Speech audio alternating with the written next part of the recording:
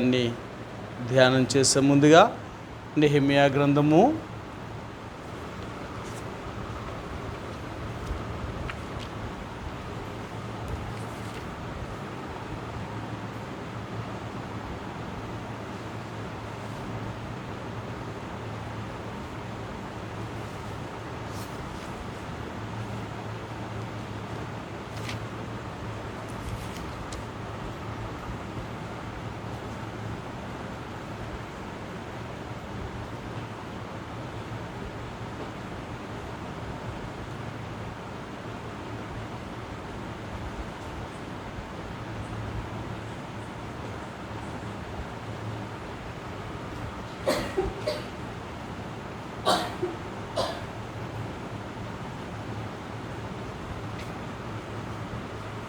నెహెమ్యా గ్రంథము 7వ అధ్యాయము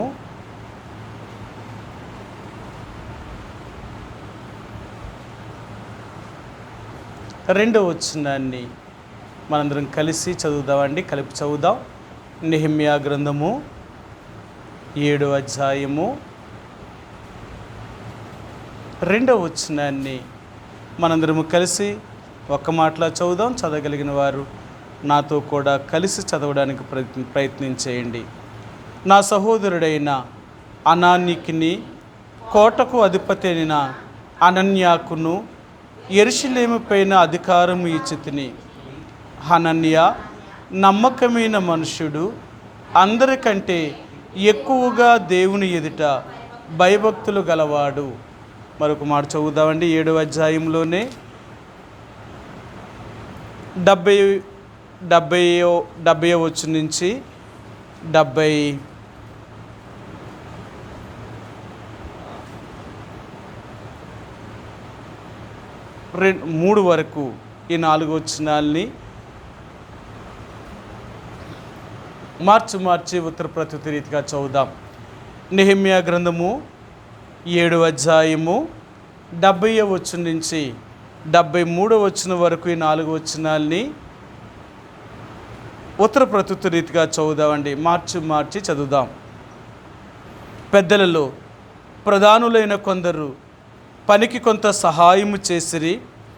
అధికారి ఖజానాలో 120 తులముల బంగారమును, 50 పల్లెములను, 730 యాజక వస్త్రములను వేసి ఇచ్చెను.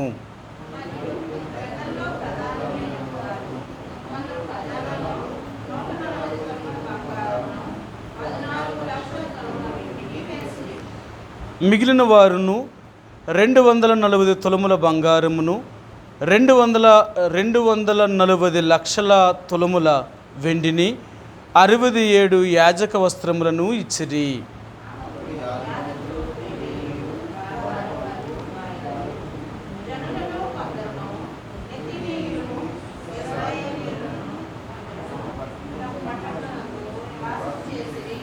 ఈ రాత్రికాల సమయంలో చదువుబడిన లేఖన భాగాన్ని దేవుడు దీవించునుగాక.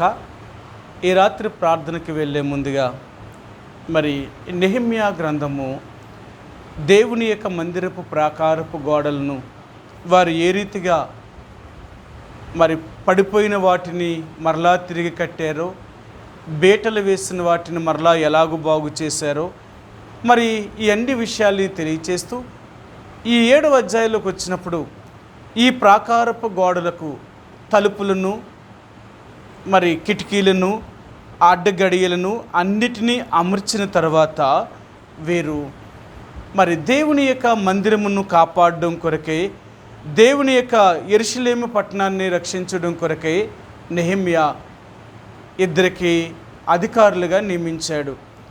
ఈ ఇద్దరు కూడా అనానీకి, అనన్యాకు, వీళ్ళిద్దరూ కూడా యెరూషలేము మీద అధికారులుగా నియమించబడిన తర్వాత ఈ హనన్య ఇతడు ఏమంటున్నాడు అంటే, ఇతడు చాలా నమ్మకమైన మనుషుడట. సరే, ఆయన అంటున్నాడు, హనన్య నమ్మకమైన మనుషుడు, అందరికంటే ఎక్కువగా దేవుని ఎదుట భయభక్తులు గలవాడు. సరే, ఇతనిలో ఉన్న 2 మంచి లక్షణాలని ఇతని గురించి దేవుడు జ్ఞాపకం చేస్తున్నాడు. ఈ హనన్య మంచి నమ్మకమైన వాడండి. నమ్మకమైనవాడు. దేవుని యొక్క ప్రజలుగా మనం కూడా దేవుని యొక్క దృష్టిలో మనం నమ్మకముగా ఉన్నామా లేదా, లేక నమ్మకస్తులమా కాదా అనేది మనం పరిశీలన చేసుకోవలసిన వారుగా ఉంటున్నామండి. రెండవదిగా, దేవుని యందు భయభక్తులు కలిగిన వాడట. ఇతడు అందరికంటే ఎక్కువగా దేవుని యందు భయభక్తులు కలిగిన వాడు, అందరికంటే ఎక్కువగా దేవుని ఎదుట భయభక్తులు కలిగిన వాడు. ఈ రెండు మాటలు మరి హనన్యా గురించి నెహెమ్యా చెప్తున్న మాటలు అన్నమాట. ఎలాగూ నెహెమ్యా చెప్తున్నాడు ఈ విషయాలన్నీ అంటే, అతడు వారి ఇరువురిని లేక అతను హనన్యాను పరిశీలన చేసి హనన్యా ఎలాంటి వాడు అతన్ని గుర్తించి ఆ తర్వాతే అతని గురించి ఈ మాటలు ఆయన చెప్తున్నాడు. దేవుని యొక్క పరిశుద్ధాత్మ కూడా ఆ మాటలను వ్రాయడానికి దేవుడు కూడా దానికి సమ్మతించినాడు. కాబట్టి ఈ రాత్రికాల సమయంలో దేవుని యొక్క ప్రజలుగా, ఒకటి, మనం నమ్మకమైన వారుగా ఉండాలి. రెండు, అందరికంటే మనం ఎక్కువగా దేవుని యందు భయభక్తులు కలిగిన వారుగా ఉండాలి. ఈ రెండు విషయాల్లో మనం ఎంతగా దేవుడికి రుజువు చేసుకోగలుగుతామో అప్పుడే దేవుడు నా ప్రార్థనను కూడా అంగీకరించి నీకు నాకు కూడా ఏది అడిగినప్పటికీ కూడా ఆయన సహాయము చేయగలిగిన వాడుగా ఉంటాడు ఆయన. కాబట్టి దేవుని యొక్క ప్రజలుగా మొట్టమొదటిగా మనం దేవుని యందు భయభక్తులు కలిగిన వారుగా ఉండాలి. అందరికంటే ఎక్కువగా.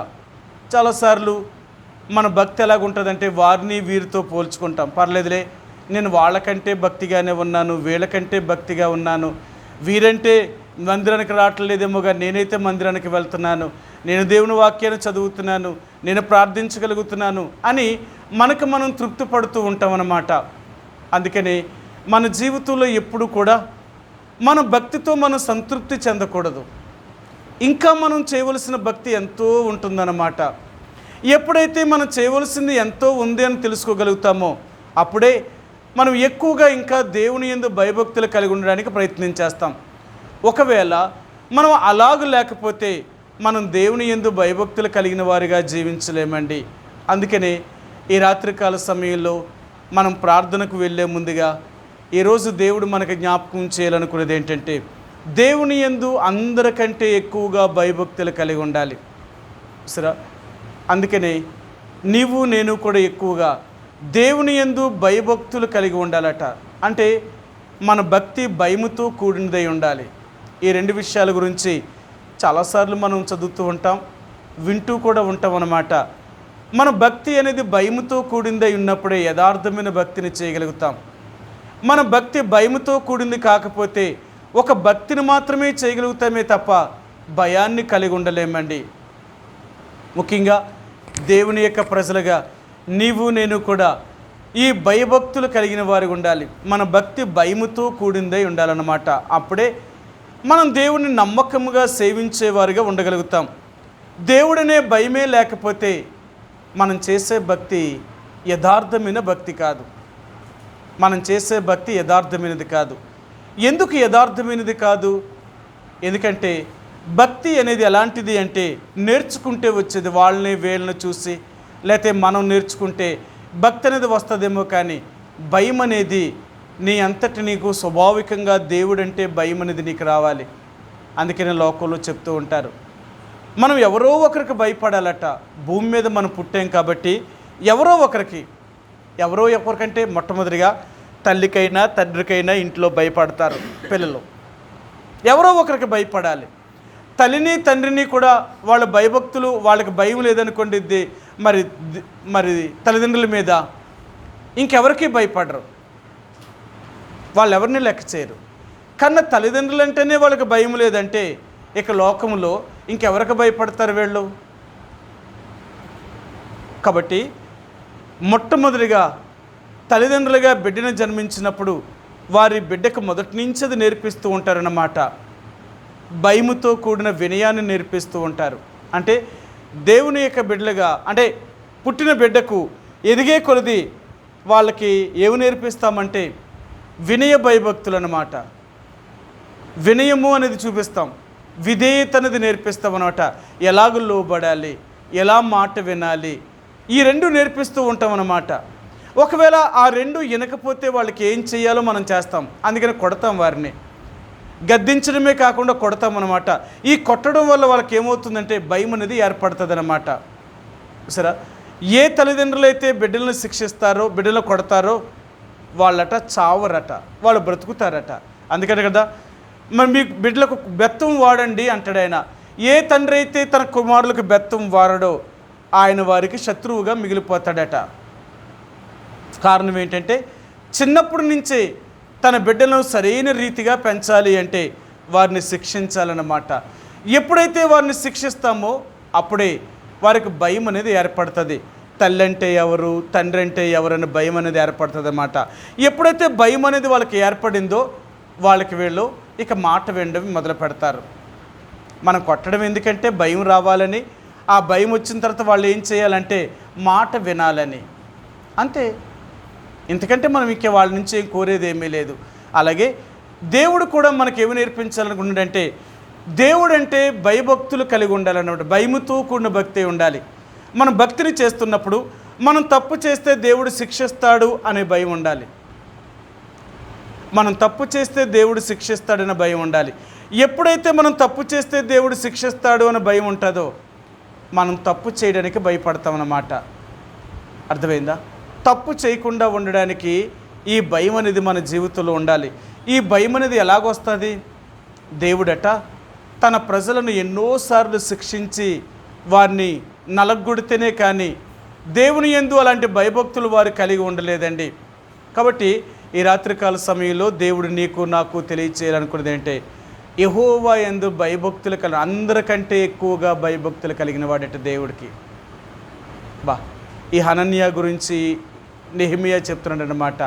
అందరికంటే ఎక్కువగా దేవుని యందు భయభక్తులు కలిగిన వాడు. అది నా జీవితంలో కూడా మనము కూడా అలాంటి భయభక్తులు కలిగి ఉండవలసిన వారికి ఉంటున్నాం. ఎవరితోటి మనం చూసుకోవద్దు, ఎవరితోటి పోల్చుకోవద్దు. మనం దేవుడితో మాత్రమే చూసుకోవాలి, దేవుడితో మాత్రమే పోల్చుకోవాలి. ఎందుకు దేవుడితోటే చూసుకోవాలంటే మనం దేవుడితో చూసుకున్నంత కాలము మనము ఆయనలాగా ఉండడానికి ప్రయత్నం చేస్తాం. ఒకవేళ లోకంలో ఎవరినైనా మరి మాదిరిగా తీసుకుంటే వారిలాగా ఉంటే చాలులే అనుకుంటాం. వారిలాగా ఉంటే మనం దేవుని యొక్క రాజ్యంలోనికి వెళ్ళలేం. ఎందుకంటే మనుషులు అనేవారు ఏదో ఒక దగ్గర ఏదో ఒక స్థితిలో వారు పడిపోయేవారుగా ఉంటారు. అందుకని మనం మనుషుల వైపు చూడకూడదు, కానీ దేవుని వైపు మాత్రమే చూడాలి. ఎప్పుడైతే మనం దేవుడి వైపు చూడగలుగుతామో మన భక్తిని మనం కొనసాగించగలుగుతామండి. యథార్థమైన భక్తిని చేయగలుగుతాం. యథార్థముగా దేవుని యందు భయభక్తులు కలిగి ఉండడానికి ప్రయత్నం చేస్తాం. ఒకవేళ అలాగ లేకపోతే మనం దేవుని యందు భయభక్తులు కలిగి ఉండలేమండి. అందుకని మనం దేవుని ఎదుట భయభక్తులు కలిగిన వారిగా ఉండాలి. చాలా సరే, మీకు బైబిల్ గ్రంథంలో చాలామంది ఇలాగా దేవుని యందు చాలా మంచిగా భయభక్తులు కలిగిన వారిగా ఉంటున్నారు. చూపిస్తాను మీకు. లూకా సువార్త 1వ అధ్యాయము.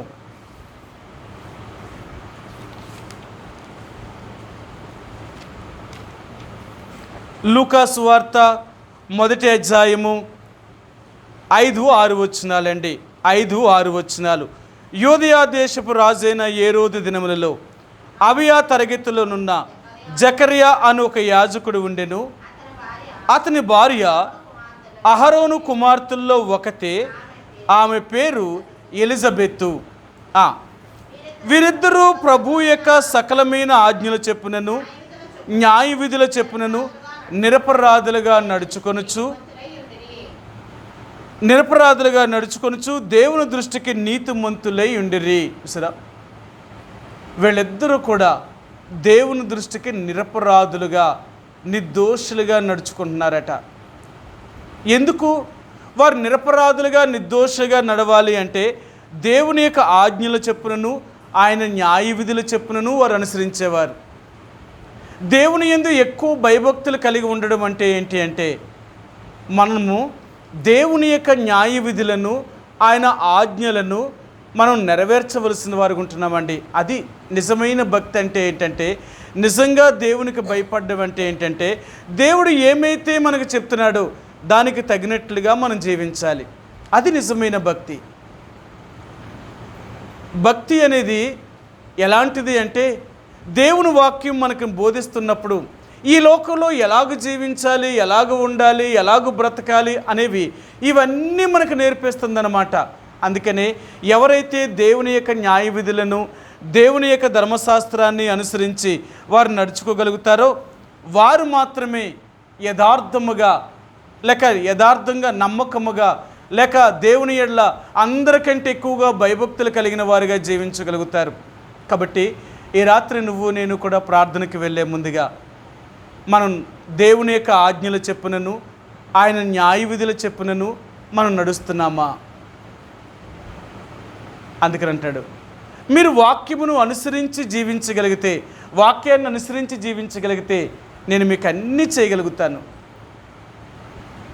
అందుకనే బైబిల్ గ్రంథంలో మనందరికీ తెలుసు, 1 యోహాను రాసిన పత్రిక 4వ అధ్యాయాలు అంటాడు ఆయన, మనకిష్టమైనవి అంటే ఆయనకిష్టమైనవి మనం చేయుచున్నాము గనుక మనం ఆయన ఏమి అడిగినను ఆయన మన మనవి ఆలకించును అంటాడనమాట. చూసారా, మనం దేవుణ్ణి ఏమడిగినప్పటికీ దేవుడు మన మనవి ఆలకించి మనకు సహాయం చేయాలి అంటే ఆయనకిష్టమైనవి చేయాలి.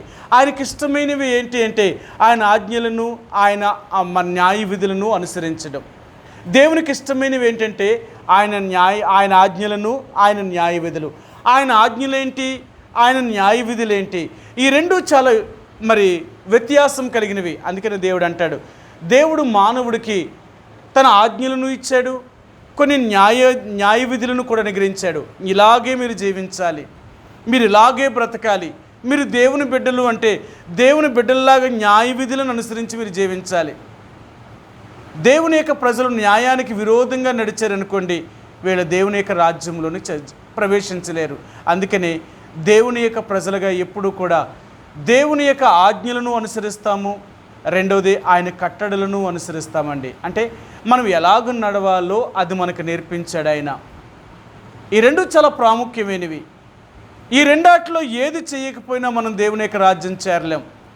దేవుని యొక్క న్యాయ విధులను, ఆజ్ఞలను మనం అనుసరించడం అంటే ఆయన ఏ వాక్యాన్ని అయితే మనకు తెలియచేస్తున్నాడో ఆ వాక్యాన్ని అనుసరించి మనం నడుచుకోగలిగితే మనం దేవుని యొక్క ఆజ్ఞలను నెరవేర్చిన వారిగా, ఆయన న్యాయ విధుల్లో నడిచేవారిగా ఉంటామండి. అందుకే దేవుని వాక్యం అంతా కూడా ఈ రెండు విషయాల్ని చూపిస్తుంది. మనం ఎలాగో దేవుణ్ణి ఆజ్ఞలను అనుసరించాలి, మనం ఎలాగో ఆయన న్యాయ విధులను అనుసరించి నడుచుకోవాలి, ఈ రెండూ చూపిస్తుంది మనకి. ఈ రెండూ చూపిస్తుంది.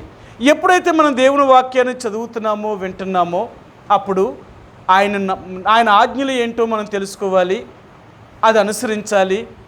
రెండవదిగా ఆయన న్యాయ విధులను అనుసరించి నడుచుకోవాలి. ఎప్పుడు కూడా దేవుని యొక్క న్యాయ విధిని విడిచి అన్యాయమైన మార్గంలోనికి వెళ్ళకూడదు. అన్యాయమైన మార్గం ఎలాగుంటుందంటే ఈ లోకంలో మనకు లాభసాటిగా ఉంటుందన్నమాట. అందుకని ఈరోజు చాలామంది న్యాయాన్ని అన్యాయంగా మారిస్తేనే వాళ్ళు ఎక్కువగా సంపాదించగలరు. మీ అందరికీ తెలుసు కదా, చాలాసార్లు ఎలాగుంటారంటే లాయర్లంట వాళ్ళు ఎందుకు అంత ఎక్కువ ఫీజు తీసుకుంటారు అంటేనంట అబద్ధాన్ని నిజం చేయడానికట. అంతే. వాళ్ళు తీసుకునే లంచాలు ఎలాగుంటాయో తెలుసా, వాళ్ళు తీసుకునే డబ్బు ఎలా ఉంటుందో తెలుసా, ఎంత అన్యాయాన్ని అయినా సరే న్యాయమును వాదించగలుగుతారట, దానికి కావలసినవన్నీ వారు తయారు చేయగలుగుతారట. అది వాళ్ళ పద్ధతి. కారణం ఏంటి అంటేనంట వాళ్ళు అలాగ అన్యాయానికే వాదిస్తారట. కొంతమంది లాయర్లు ఉంటారట. ఒక ఆయన ఇలా చెప్పాడు, పోలీస్ అయినా అంటే ఒక బ్రదర్ మనోడు అన్యాయమైన కేసులో ఆయన ఇరుక్కున్నాడు అనమాట. పాపం ఆయన ఏమీ చేయలేదు, కానీ ఆయన మీద అన్యాయంగా కేసు పెట్టారు. కేసు పెట్టగానే ఆయన ఉద్యోగం తీసేశారు. ఆయన ఉద్యోగం పోయింది. ఇంకా ఆయనకి రావాల్సిన బెనిఫిట్స్ అన్నీ కూడా పోయాయి అన్నమాట. అప్పుడు ఆయన ఏం చేశాడంటే జిల్లా కోర్టులో వాదించాడు, ఓడిపోయాడు. హైకోర్టుకి వెళ్ళాడు. హైకోర్టులో అన్నారు, ఎవరో చెప్పారట, నువ్వు హైకోర్టుకి వెళ్ళావంటే పలానా లాయర్ దగ్గరికి వెళ్ళు, ఆ లాయర్ అయితే నీ కేసుని ఈజీగా ఆయన వాదించగలుగుతాడు, కానీ ఆయన ఫీజు ఎలా తీసుకుంటాడో తెలుసా, గంటల లెక్కే తీసుకుంటాడట ఫీజు. నీ కేసు అంతా కలిపి ఎంత అని తీసుకోడట, గంటల లెక్క తీసుకుంటాడట. ఆయన కోర్టుకు వస్తాడట, ఒక అరగంటలో ఆయన కేసును సాల్వ్ చేసి వెళ్ళిపోతాడట. అంతే, ఇంకంతకంటే ఏం చేయడట. కానీ ఆ అరగంట సేపు ఆయన ఆ కోర్టులో అతని పక్షంగా వాదించడానికి కొన్ని లక్షలు తీసుకుంటాడట. తక్కువ కాదట, లక్షలేనంట. ఆ రోజుల్లో ఆయనే 1,50,000 ఇచ్చాడట, ఒక 25 సంవత్సరాల క్రితం. అంటే ఈ రోజుల్లో 10 లక్షల పై మాట డబ్బు. అరగంట సేపే వాదించాడు, అరగంటే వచ్చాడట. అరగంటలో కేసును క్లోజ్ చేసి వెళ్ళిపోయాడు. అంతే. ఎలాగా? అంతే. అంత తెలివితేటలతో వాదిస్తాడట ఆయన. చెప్పారట, ఆయన దగ్గరికి వెళ్తే నీ కేసు ఎలాంటిదైనా సరే ఈజీగా జయించేస్తాను. సరే వెళ్ళాడట ఆయన, చెప్పాడట, సరే నీ పక్షంగా మేము హైకోర్టులో కేసు వాయిదా వేస్తాం, నీ పక్షంగా వాదిస్తాం, కానీ నేను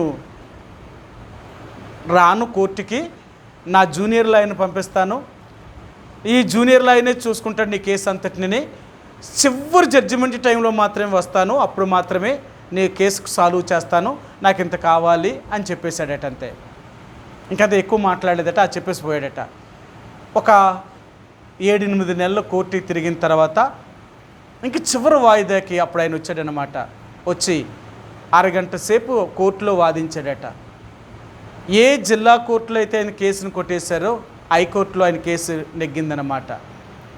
నెగ్గాడు. మరలా తిరిగి ఆయన ఉద్యోగం పొందాడు. అప్పటి నుంచి రావాల్సిన జీతం అంతటినీ తీసుకున్నాడు, ఆయనకు రావాల్సిన బెనిఫిట్స్ అన్నీ తీసుకున్నాడట. ఆయన చెప్పాడు, అన్నా ఇలాగుంటుంది, మరి అక్కడ కోర్టులో ఎలాగుంటుందంటే డబ్బు ఎవరు ఎక్కువిస్తారో వాళ్ళకే న్యాయం జరుగుతుంది, అక్కడ అంతకంటే ఇంకేమీ లేదు, అదంతా అలాంటిదే అన్నారు. అంటే అన్ని కేసులు అలాగుంటాయా అంటే చెప్పలేం.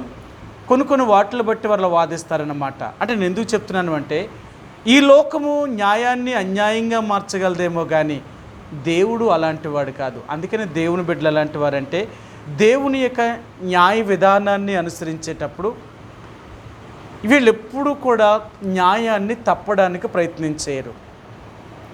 అస్సలు అవసరమైతే వేలైనా నష్టపోవడానికి ఇష్టపడతారేమో కానీ న్యాయాన్ని అన్యాయంగా మార్చడానికి ఇష్టపడరు. అది దేవుని యొక్క ప్రజలు. అందుకని అంటున్నాడు, ఈ ఎలిజబెత్తు లేక ఈ జకరియా ఇరువురు కూడా దేవుని యొక్క ఆజ్ఞల చెప్పునను సకలమైన న్యాయ విధుల చెప్పునను అనుసరించి దేవుని దృష్టికి నిరపరాధులుగాను నిర్దోషులుగా వారు జీవించారట. నీతిమంతులుగా దేవుని దృష్టిలో ఉన్నారట. అది నేను కూడా దేవుని దృష్టిలో ఎలాగ ఉండాలి అంటే నిరపరాధులుగాను నీతిమంతులుగాను జీవించాలి. లేకపోతే మనం ఈ లోకంలో బ్రతకలేమండి. అందుకని ఈ లోకములో మన నిరపరాధులుగాను నీతిమంతులుగా జీవించాలి అంటే ఈ రెండూ మనం చేయాలి. ఒకటి దేవుని యొక్క ఆజ్ఞలను అనుసరించాలి, రెండవది ఆయన న్యాయ విధులను కూడా మనం గైకొనాలి. ఇవి రెండూ చాలా గొప్పవి. సరే మీకు ఆ మాట చూపిస్తాను. కీర్తనాకారుడైన దావీదు కూడా ఈ రెండు విషయాల గురించి ఆయన చెప్పినప్పుడు కొన్ని మాటలను ఆయన జ్ఞాపకం చేశాడు. ఈరోజు ఆ మాటలను కూడా మీకు చూపిస్తాను. ఎందుకు అంటే దేవుని యొక్క ప్రజలుగా దేవుని యొక్క న్యాయ విధులు ఆయన కట్టడలు మనకు ఎంత ప్రాముఖ్యమైనవో. 19వ అధ్యాయము కీర్తన 19వ అధ్యాయము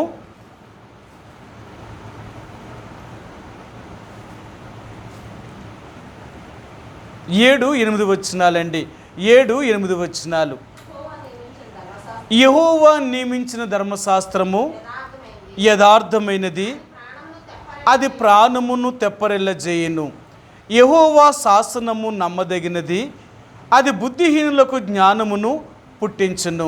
8 యెహోవా ఉపదేశములు నిర్దోషమైనవి, అవి హృదయమును సంతోషపరచును.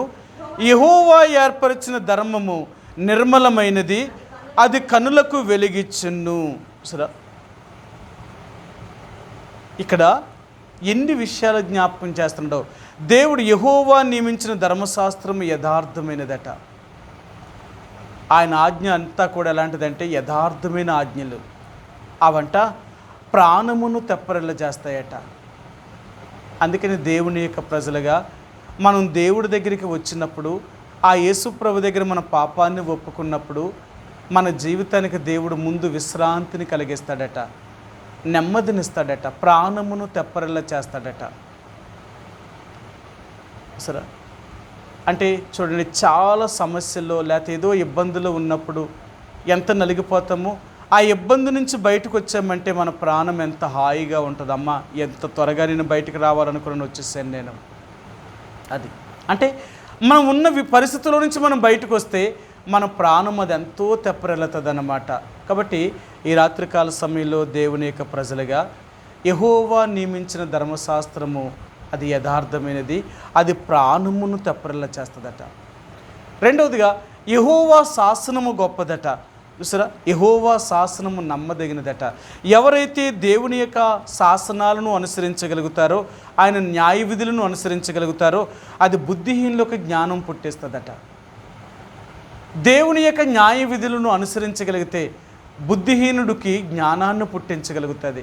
కాబట్టి దేవుని యొక్క ప్రజలుగా ఈ రెండు విషయాల్లో కూడా మనం చాలా దేవుడికి నమ్మకమైన వారిగా ఉండాలి. ఒకటి, ఆయన యొక్క ఆజ్ఞలను నెరవేర్చాలి.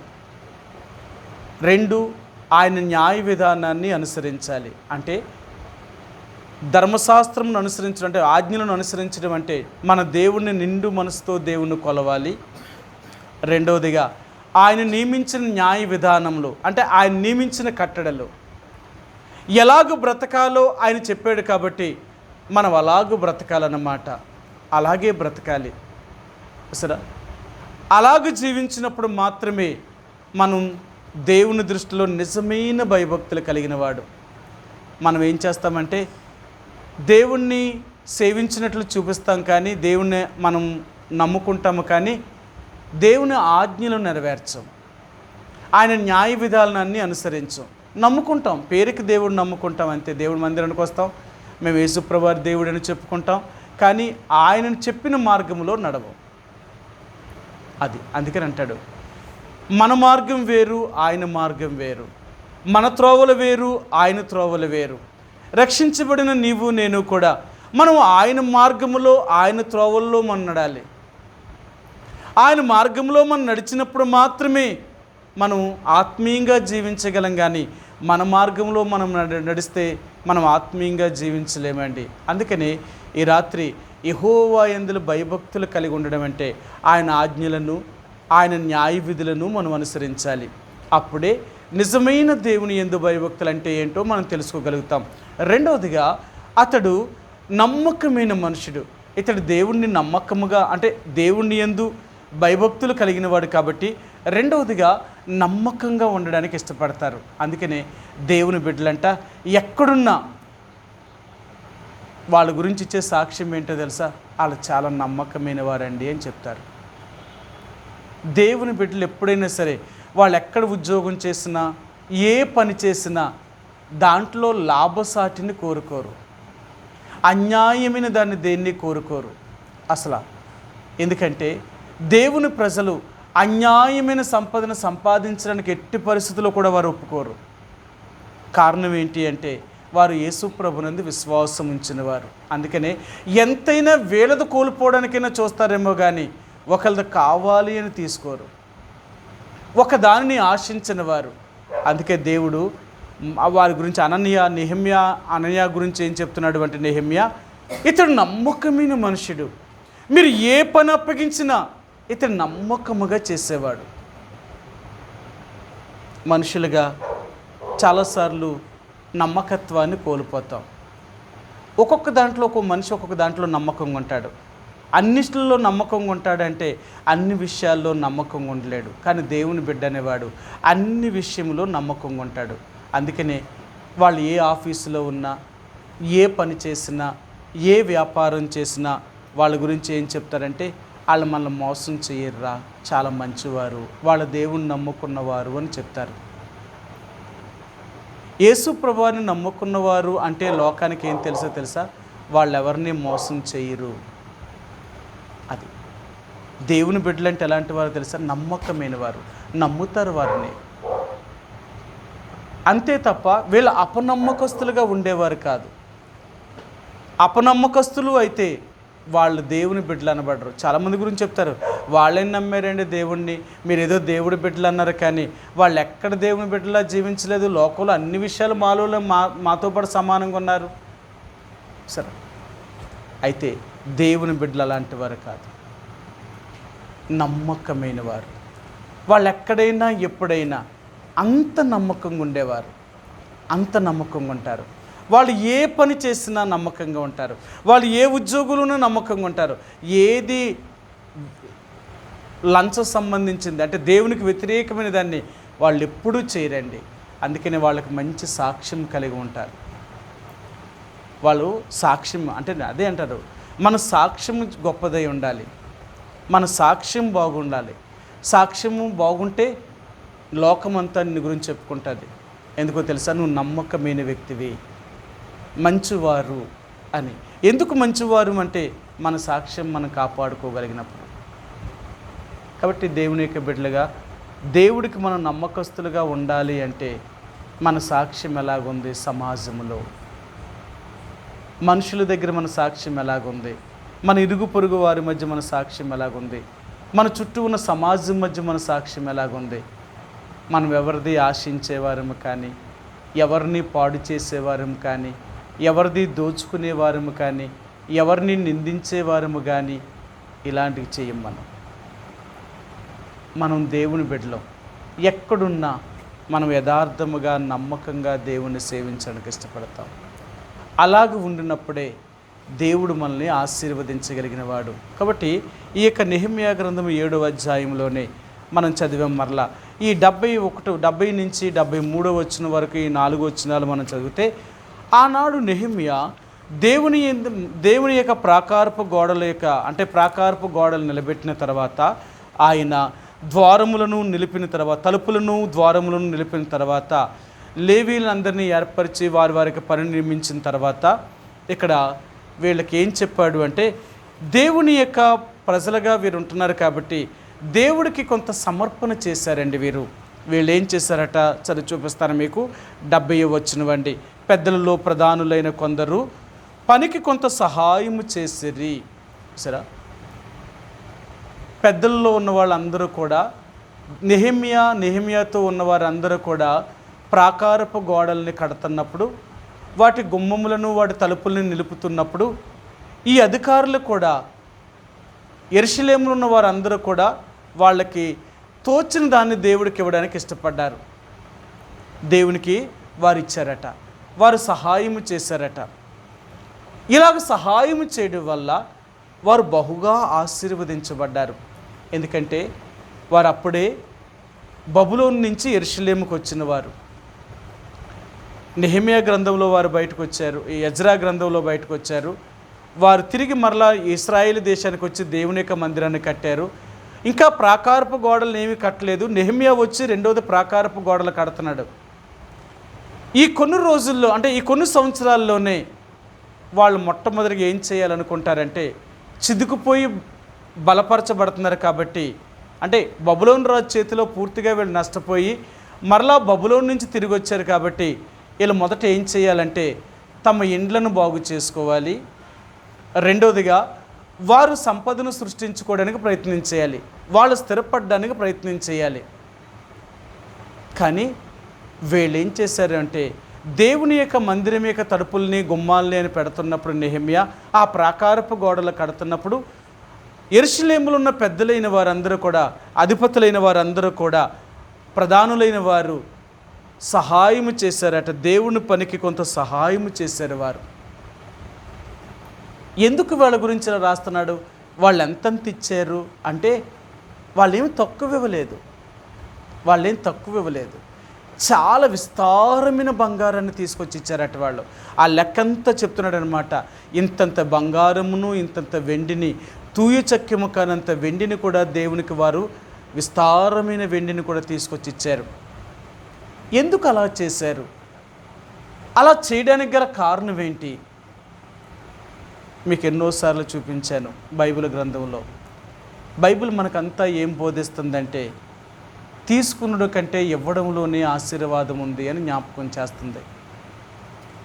అందుకనే దేవుని బిడ్డలు ఎప్పుడు కూడా ఇచ్చేవారిగానే ఉంటారు. మొదట ఇచ్చేవారు, ఒకరి దగ్గర చెయ్యి చాపి వీళ్ళు సహాయం పొందేవారిగా ఉండరు. ఎప్పుడైనా వీళ్ళు ముందుంటారన్నమాట. దేవుడికి ఇవ్వడానికి వీళ్ళు ముందుంటారు. దేవుడికే కాదు, లోకంలో కూడా ఎవరికి ఏ పరిస్థితుల్లో కష్టం ఉన్నా వీళ్ళు ముందుంటారన్నమాట. ఎందుకు ఇలాగుంటారు వీళ్ళు?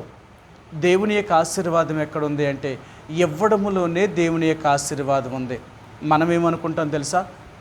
ఆశీర్వాదం మనం గొప్పవాళ్ళం అవ్వాలి అంటే మనం ఇవ్వడం కాదు, మనం తీసుకోవడంలో ఉంటుంది. మనిషి ఎలాంటి వాడంటే ఎంతైనా తీసుకోవడానికి ప్రయత్నం చేస్తాడేమో కానీ ఇవ్వడానికి ప్రయత్నం చేయడట. ఎప్పుడైతే మనం ఇచ్చేవారిగా ఉంటామో మనం ఆశీర్వదించబడతాం. బైబిల్ గ్రంథంలో అదే అంటాడు. ఏమంటాడంటే వెదజల్లి విస్తరించిన వారు కలరు, మరి బిగబట్టి దరిద్రులైన వారు కలరు అట. ఈ లోకములో దేవుని యొక్క ప్రజలు మరి ఈ లోకంలో జీవిస్తున్నప్పుడట వీళ్ళు వెదజల్లుతూ ఉంటారట. ఎంత వెదజల్లుతారో వాళ్ళకున్న దాన్ని బట్టి అంత వీళ్ళు అభివృద్ధి చెందుతారట. మీ అందరికీ తెలుసు కదా, డబ్బును రెట్టింపు చేసే వాళ్ళందరూ ఏం చేస్తూ ఉంటారు తెలుసా? మీకు మనందరికీ బాగా తెలుసు కదా, అనపర్తి రెడ్లు.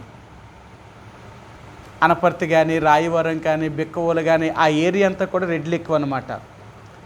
వీళ్ళు ఏం చేస్తారంటే డబ్బు 1,00,000 రూపాయలు వాళ్ళ దగ్గర ఉన్నాయి అంటే చాలు, ఆ 1,00,000 రూపాయలు ప్రారంభించిన దగ్గర నుంచి కొన్ని కోట్ల రూపాయలు సంపాదించేశారన్నమాట.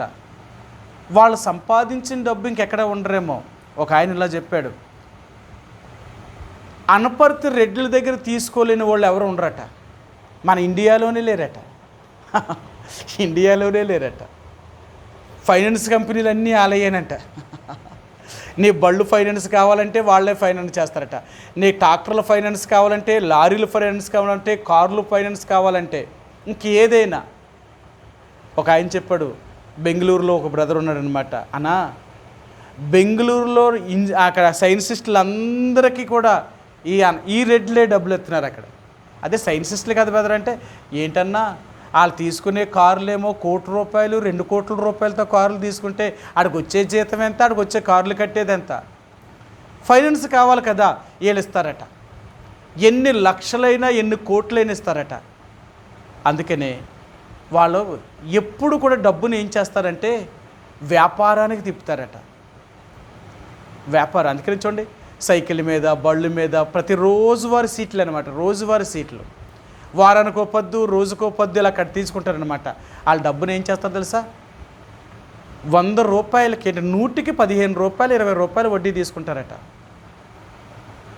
100కి 20 రూపాయలు వడ్డీ అట వాళ్ళ దగ్గర. మనకు తెలియదు.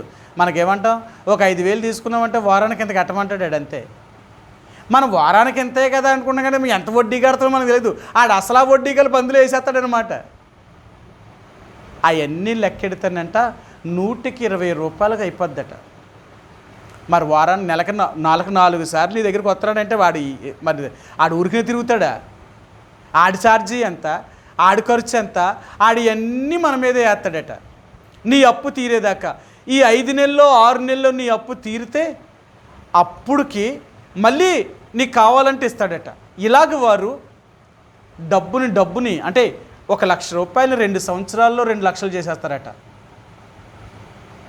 ఎంత చేస్తారంటే అసలు వాళ్ళ డబ్బుని ఇంక వ్యాపారం అంటే వెదజల్లడం. ఇంకా ఇంటికాడ కూర్చోరు వాళ్ళు. అక్కడ ఉన్న మగోళ్ళు ఎవరున్నంటే అనపర్తిలో కానీ ఆ ఏరియాలో ఉన్న ఈ రెడ్ అనేవాడు ఎవడో కూడా నెలలో 2 రోజులు మాత్రమే ఇంటికాడ ఉంటాడట. 2 రోజులు మాత్రమే నెలకి ఇంటికాడ ఉంటాడట. ఉన్న 28 రోజులు ఊర్లో తిరుగుతుంటాడట. ఇంటికాడ కూడా ఉంటాడట. కారణం ఏంటంటే దాన్ని అలా వెదజల్లడమే. వాళ్ళ డబ్బుని ఎంతమంది ప్రజలకు ఇస్తారో, ఎన్ని ఊర్ల సీట్లు అయితే వాళ్ళు ఇస్తూ ఉంటారో అంత పెరిగిపోతూ ఉంటారన్నమాట వాళ్ళ డబ్బు. అది వాళ్ళ పని. ఇప్పుడు మనం ఏం చేయాలా? మన డబ్బుని కూడానంట మనం చేయాలట. అందుకని నేను ఈ విషయం గురించి చాలాసేపు నేను ఆలోచించానన్నమాట దేవుడి దగ్గర.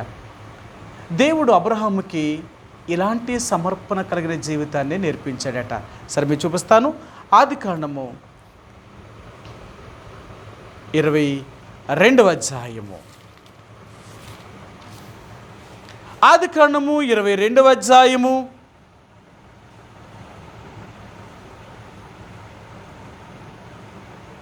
10-11 వచనాలండి. 10-11 వచనాలు. అప్పుడు అబ్రహాము తన కుమారుణ్ణి వధించుటకు తన చెయ్యి చాపి కత్తి పట్టుకొనగా యెహోవా దూత పరలోకం నుండి అబ్రహామా అబ్రహామా అని అతన్ని పిలిచెను. అందుకతడు చిత్తము ప్రభువా అనెను. అప్పుడు ఆయన ఆ చిన్నవాని మీద చెయ్యి వేయకము, అతన్నేమీయూ చెయ్యకము, నీకు ఒక్కడైనా నీ కుమారుని నాకియ్య వినతీయలేదు గనుక నీవు దేవునికి భయపడేవాడవని ఇందువల్ల నాకు కనబడుచున్నదనెను. దేవుడు అబ్రహాముకి ఒకగానొక కుమారుణ్ణి ఇచ్చాడు. మరలా ఇచ్చిన కుమారుణ్ణే దేవుడు మరలా నాకు ఇచ్చేయమంటున్నాడు. నీ కుమారుని మరలా నా కొరకు దహన బలిగా అర్పించేయి. నీకే కుమారుణ్ణి అయితే ఇచ్చే నా కుమారుని నా కొరకు అప్పగించేయి.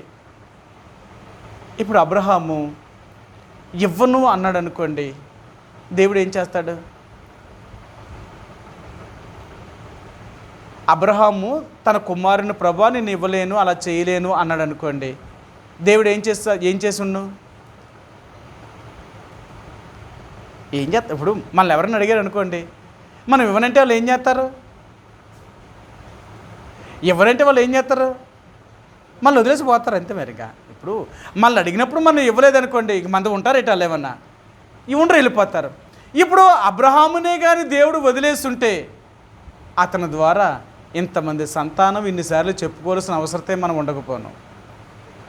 అందుకని అంటాడు, అబ్రహాము గురించి బైబిల్ అంతట్లో కూడా ఎందుకు అతని గురించి ఇంతగా రాశాడు దేవుడు అంటేనట, అబ్రహాముకున్నంత త్యాగము, అబ్రహాముకున్నంత విశ్వాసము ఈ భూమి మీద ఎవరిని చూడలేదట.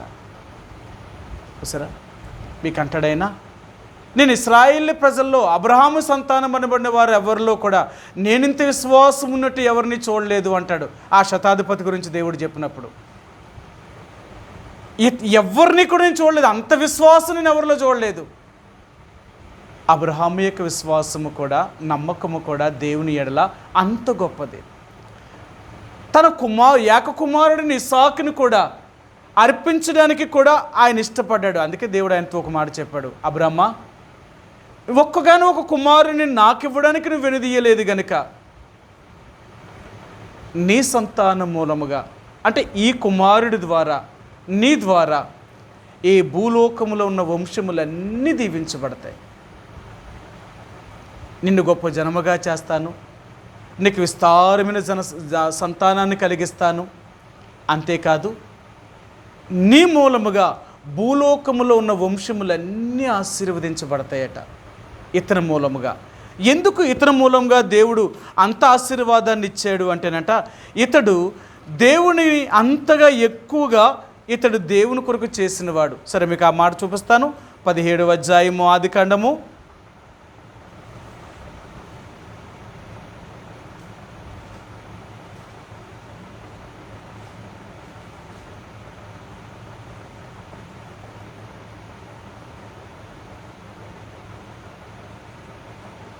6-7 వచనాలండి. 17-6-7 వచనాలు. నీకు అత్యధికముగా సంతానాభివృద్ధి కలుగజేసి నీలో నుండి జనములు వచ్చినట్లుగా నియమించుదును, రాజులను నీలో నుండి వచ్చెదరు. నేను నీకును నీ తరువాత నీ సంతానమునకును దేవుడినై ఉండినట్లు నాకును నీకును నీ తరువాత నీ వారి తరములలో నీ సంతతికి నీ మధ్య నా నిత్య నిబంధనను స్థిరపరచెదను. సరే, ఆయన అంటున్నాడు ఇవన్నీ చెప్తూ ఆయన దేవుడు అంటాడు, నీ మూలముగా భూలోకములో ఉన్న వంశములన్నీ ఆశీర్వదించబడతాయట. సరే, ఆ మాట కూడా చూద్దాం. ఆదికాండము 12వ అధ్యాయము 3వ వచనమండి. 12:3.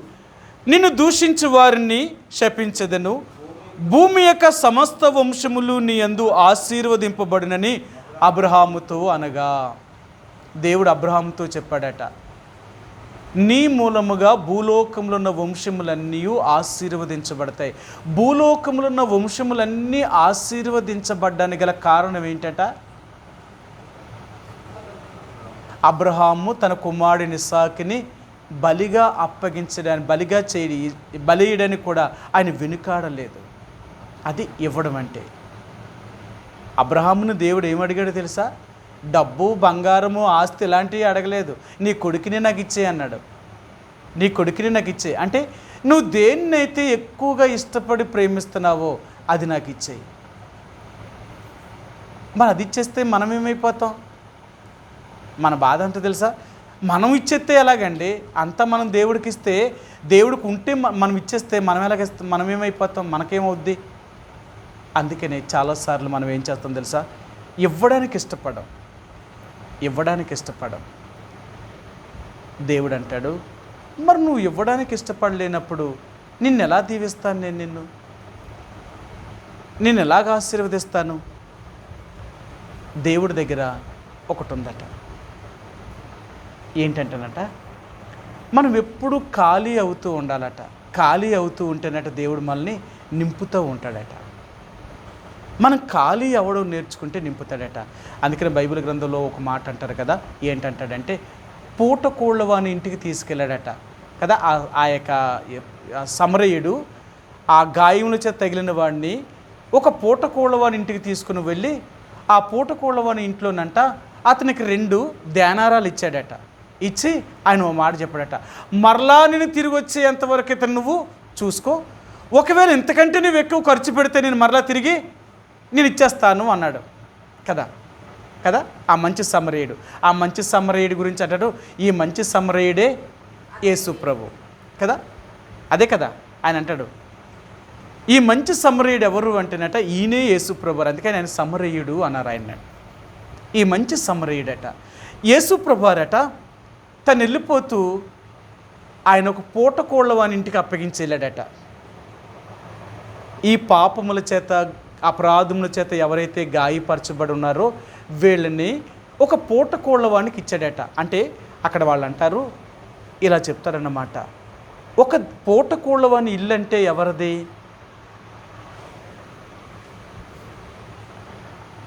అంటే దేవుని యొక్క ప్రజలు, లేక ఈ లోకంలో ఉన్న వాళ్ళు ఎవ్వరూ కూడా ఏనాటి బతిమో ఆనాటి వారు సంపాదించుకోరట. ఈ లోకంలో ఉన్న ప్రతి వారు కూడా ఒక వారం రోజులు పనికి వెళ్ళకపోయినా ఇంట్లో కూర్చొని తినొచ్చు. ఎందుకంటే వాళ్ళు దాచింది ఉంది, వాళ్ళు సంపాదించింది ఉంది. కొంతమంది వారానికి సరిపడింది అంటే, అమ్మ ఈ వారం పని లేకపోయినా పర్లేదమ్మా, ఈ వారం అంతా పర్లేదు, దేవుడు మాకు ఇచ్చాడు, మేము తింటామంటారు. కొంతమంది నెలల తరబడి ఇంటికాడ కూర్చున్న తినే అంత ఆస్తి ఉంటుందట. నెలల తరబడి తిన్నా అంత ఆస్తి సంపాదించుకుంటారట. కొంతమంది అంట సంవత్సరాలు కూర్చొని తిన్నా తరగని ఆస్తిని సంపాదిస్తారట. కొంతమంది అట వాళ్ళ తరతరాల తిన్నా తరగని ఆస్తి అట. అంతే కదా. ఇప్పుడు అది సంపాదించే ఆస్తులన్నీ ఎలాంటి సంపాదిస్తున్నారు తెలుసా? తరతరాలు అంటే వీళ్ళు సంపాదించిన ఆస్తి వీళ్ళ పిల్లలు తింటారు, ఈయన మనవాళ్ళు తింటారు, వాళ్ళ ముదు మనవాళ్ళు కూడా తిన్నా తరగని ఆస్తిని సంపాదిస్తున్నారు. అంతే కదా. ఈరోజు ఒక్కొక్కరి దగ్గర ఎంతంత ఆస్తులు ఉన్నాయి అంటేనంట ఆ ఆస్తులు లెక్క పెడుతున్నారు కదా. ఇప్పుడు ఏసీబీ వాళ్ళు పట్టుకుంటున్నారు కదా. ఒక్కొక్కరి దగ్గర ఉన్న ఆస్తి ఎంత ఉంది అంటే ఆ ఆస్తి ఎంత డబ్బో. కొంతమంది ఆ డబ్బుని దాయిలో తగలడేస్తున్నారట. వాళ్ళు వస్తున్నట్టే చాలామంది కాల్చేస్తున్నారట డబ్బుని. ఇది దొరికిపోతే మరి కేసు అయిపోతారేమో అని. ఎంతోమంది ఎన్నో రకాలుగా దాన్ని దాచుకుంటున్నారు. తరాల కూర్చున్నా తరగని ఆస్తిని సంపాదించుకుంటున్నారు. అంటే నేను ఎందుకు చెప్తున్నాను అంటే, ఎలాగ సంపాదిస్తున్నారు మనిషి, ఇలాంటి వాళ్ళకి దేవుడు సాయించాడట. మరి ఈరోజు లోకంలో ఉన్న వాళ్ళందరూ కూడా ఏంటంటే, ఒక వారం రోజులు పని లేకపోయినా, ఒక నెల రోజులు పని లేకపోయినా, ఒక సంవత్సరం పని లేకపోయినా వాళ్ళు కూర్చొని తినగలుగుతారట. అంటే సంవత్సరాలు అంటే ఎలాగుంటుందంటే, కొంతమంది లేచి పని చేయలేరు, ఏదో ప్రమాదమో యాక్సిడెంటో ఏదో జరిగింది అనుకోండి, కొన్ని సంవత్సరాల మంచాల మీద ఉండిపోతారు. మరి అలాంటి ఆహారం ఎక్కడది? సంపాదించింది ఉంది కాబట్టి వాళ్ళు కూర్చొని తినొచ్చు. వాళ్ళు బాగోలేపన్నా సంపాదించింది ఉంది కాబట్టి తింటారు వాళ్ళు. అదనమాట. సరే, ఇప్పుడు పూటకూళ్ళవాని ఇల్లు అంటే ఎవరిది అంటేనంట, ఆ పూటకూళ్ళవాని ఇల్లే దేవుని ఇల్లట. దేవుని ఇంట్లోనంట ఎప్పుడు విస్తారమైన ఆస్తి దాయిరట. డబ్బు ఉండదట దేవుడి దగ్గర, దేవుడు మందిరంలో ఉంచరట. అందుకనే దేవుడు తన ప్రజలకు ఏం నేర్పించాడు అంటే, దేవుని మందిరంలో డబ్బునంట దాయిరట. వీళ్ళు ఖర్చు పెట్టడానికి ప్రయత్నం చేస్తారట. అందుకనే మేము సేవకు వచ్చినప్పుడు మాకున్న పైన పెద్దలు సేవకులైన వారు ఏం చెప్పేవారంటే, నువ్వు ఎంత ఖాళీ అవ్వడం నేర్చుకుంటావో నీకు అంత ఇవ్వడం ఉంటుందిరా. కాబట్టి ఈ ఆదివారం నీకు వేసారనుకో కానుక, సంద వచ్చిందనుకో, ఆఫరింగ్ వచ్చిందనుకో, వచ్చే ఆదివారం లోపల నువ్వు గడిచిపెట్టేయాల. నీకు దేవుడు ఎందుకు ఇస్తున్నాడో తెలుసా? ఈ వారం వచ్చిందంటే వచ్చే వారం నీకు ఇచ్చాడు. అంటే ఈ వారం నుంచి మళ్ళీ ఆదివారం నుంచి మళ్ళీ సోమవారం నుంచి శనివారం వరకు నీకు కావాల్సిన దేవుడు ఇస్తాడట. మళ్ళీ ఆదివారం రాబోయేటప్పటికి మళ్ళా దేవుడు నీకు ఇస్తాడట. కానీ నువ్వేం చేయకూడదట తెలుసా? దేవుడిచ్చిన డబ్బును దాయకూడదట. ఆయన మాకు నేర్పించిన పైన పెద్ద సేవకులు ఏం చెప్పారు అంటే, వాళ్ళు ఎప్పుడునంటే బ్యాంక్ అకౌంటే ఓపెన్ చేయలేదట. వాళ్ళకి బ్యాంక్ అకౌంటే ఓపెన్ చేయలేదట. ఇప్పుడు బ్యాంక్ అకౌంట్ ఓపెన్ చేసామనుకో ఏం చేయాలా? బ్యాంకులో అకౌంట్ ఉన్న వాళ్ళు అందరూ ఏం చేస్తారు? డబ్బుని దాస్తూ ఉంటారు. బ్యాంక్ ఓపెన్ చేశారంటే, బ్యాంక్ అకౌంట్ ఓపెన్ చేశారంటేనే బ్యాంకులో కొంత డబ్బులు దాస్తారు. ఎందుకు దాయడు? ఏదైనా రేపు అవసరం ఉంటుంది కదా, రేపు ఏదైనా కష్టం వస్తే, రేపు ఏదైనా ఇబ్బంది వస్తే, రేపు ఏదైనా సమస్య వస్తే అని దాస్తారట. ఇందుకు బ్యాంక్ అకౌంట్ ఓపెన్ చేస్తాడు. నువ్వు బ్యాంక్ అకౌంట్ ఓపెన్ చేసినా, లేకపోతే నువ్వు పోస్ట్ ఆఫీస్లో అకౌంట్ ఓపెన్ చేసినా, నువ్వు కొంత డబ్బు దాయడానికే నువ్వు అక్కడ చేయడానికి బ్యాంక్ అకౌంట్ చేస్తాట. అప్పుడున్న దేవుని సేవకులకి ఎవరికి కూడా బ్యాంక్ అకౌంట్ ఉండేది కాదట. వాళ్ళు ఎంత ధైర్యంగా చెప్పారు కదా, మీరు వెళ్ళి మా మీద వాకప్ చేసుకోండి, మా పేరు మీద ఎక్కడైనా బ్యాంక్ అకౌంట్ అయినా ఓపెనింగ్ అయ్యిందేమో, మాకు ఏ బ్యాంక్ అకౌంట్స్ కూడా మాకు లేవు, అలాగని మేము ఎక్కడా కూడా డబ్బును దాయలేదు, మా పేరు మీద ఎక్కడ ఆస్తులు కొనుక్కున్నట్టు కానీ, మేము డబ్బును దాచినట్టు కానీ, మా మీద ఎక్కడైనా మీరు ఉంటే మా మీద మీరు చర్య తీసుకోవచ్చు. ఆ రోజుల్లో ఎలాగుంటే తెలుసా? మళ్ళీ పైన ఉన్న పెద్దలు ఏం చేసేవారు తెలుసా? దేవుని సేవకులు కూడికి వెళ్ళినప్పుడు కానీ, అప్పుడు మార్టిన్ గారు పెద్ద సేవకులైన విశాఖపట్నంలో, ఆయన అప్పుడు ఈ 5 జిల్లాల సేవకులందరం కూడా ఆయన చేతి కిందే ఉండేవాళ్ళం అనమాట. ఒకరోజు మార్టిన్ గారి దగ్గరికి ఒక సమస్యను తీసుకొచ్చారు, ఒక సేవకుడు గురించి. అన్నా, ఈయన సేవకుడు అంటారా? ఈయన ఏం చేశాడు తెలుసా? ఈయన వాళ్ళ పిల్లల పేరు మీద పలానా దగ్గర భూమును కొన్నాడన్నా అన్నారు.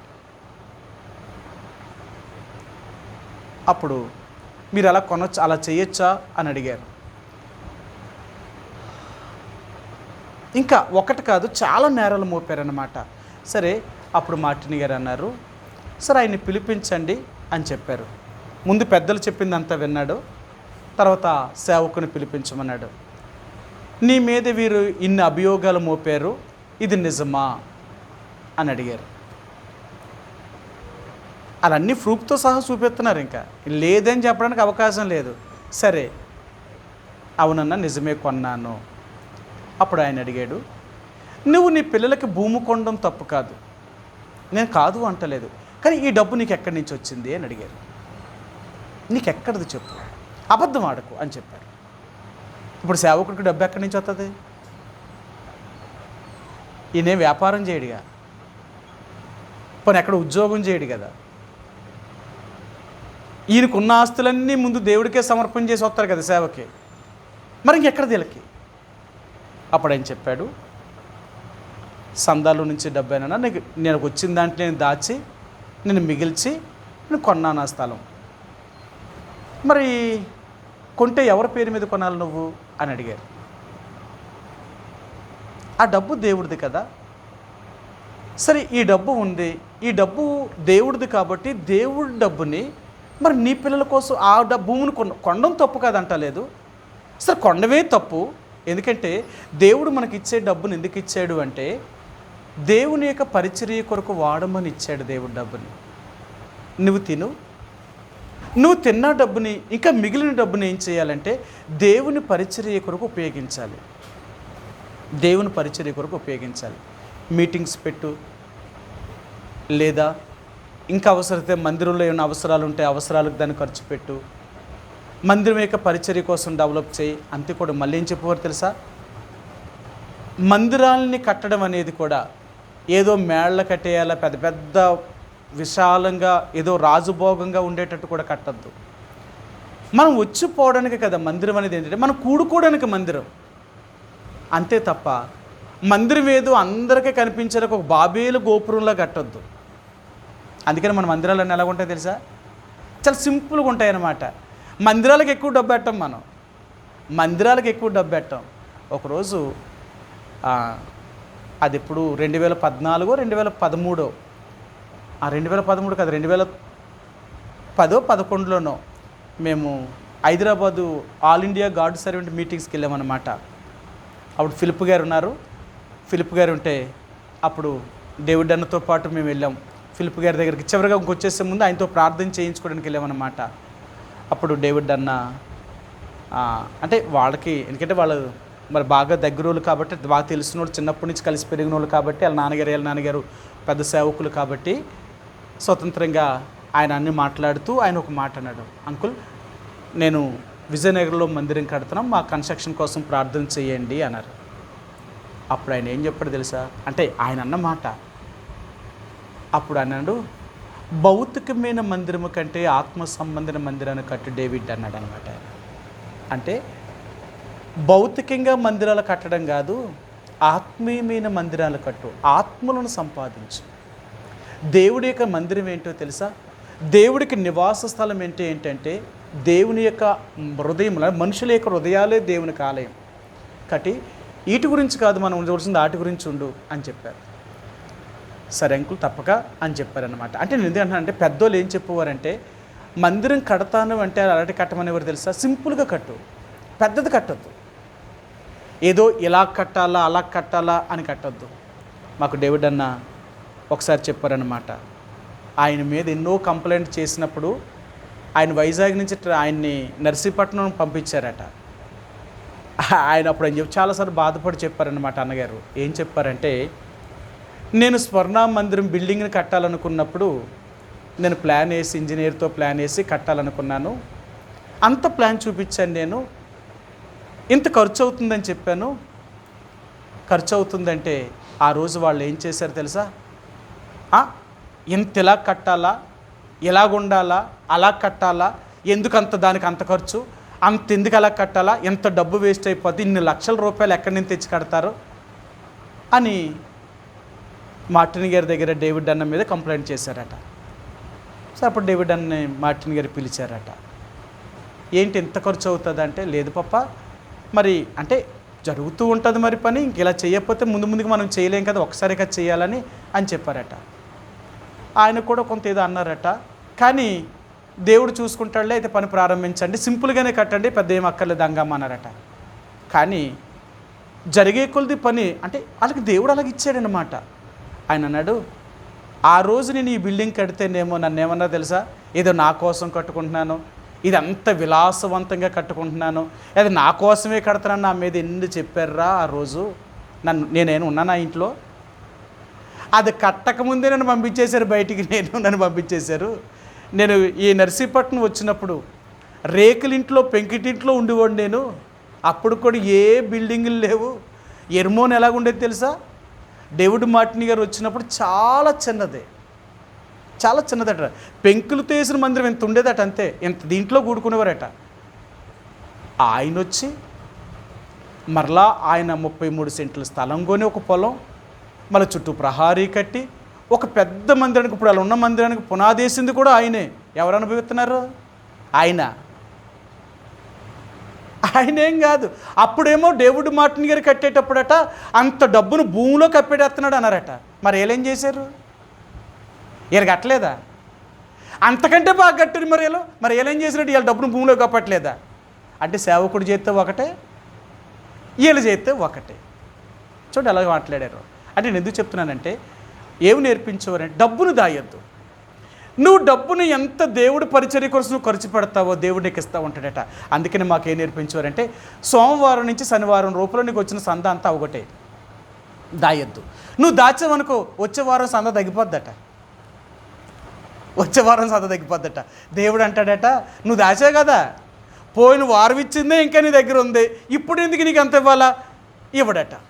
అందుకనట దేవుడి దగ్గర మనం ఎప్పుడూ ఖాళీ అయిపోయి ఉండాలట. అందుకంటే కదా బైబిల్ ఒక మాట అంటాడు, నీ నోరు బాగుగా తెరుము దాన్ని నింపుతాడు. ఎప్పుడు తెరుతుందట నోరు,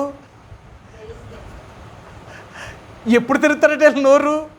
ఇప్పుడు పిల్లలు ఉంటాయి కదా, పెద్ద తెరవు నోరు, అవి తెచ్చుకుంటే ఆహారం, పిల్లలు తెరుస్తూ ఉంటాయట నోరు. పిల్లలు తల్లి కోసం ఈ ఆకలికి నోరు తెరిచేటప్పుడేట పిల్లల తల్లిని తీసుకొచ్చి ఆహారం నోట్లో పెడతా ఉంటాయట. అవునా, పిల్లలే ఆ పిల్ల కాకులు కానీ పిల్ల పక్షులు మాత్రమే, పిల్ల జంతువులు మాత్రమే ఆకలికి నోరు తెరుస్తాయట. అవి తెరిచినప్పుడు తల్లులు తీసుకొచ్చి నోట్లో పెడతాయట. ఒకవేళ అవి నోరు తెరలేదనుకో, తల్లి ఎక్కడ పెడతాయి? ఏ పిల్లకైనా ఆకలేస్తుందని ఏడితేనే కదా మనం పెట్టేది. అంటాం కదా, కొంతమంది పిల్లలు చూడండి, ఆ అన్నం తినడానికి చాలా ఏడిపించేస్తారు, నోరు తెరవరు, అసలు నోరు తెరవరు.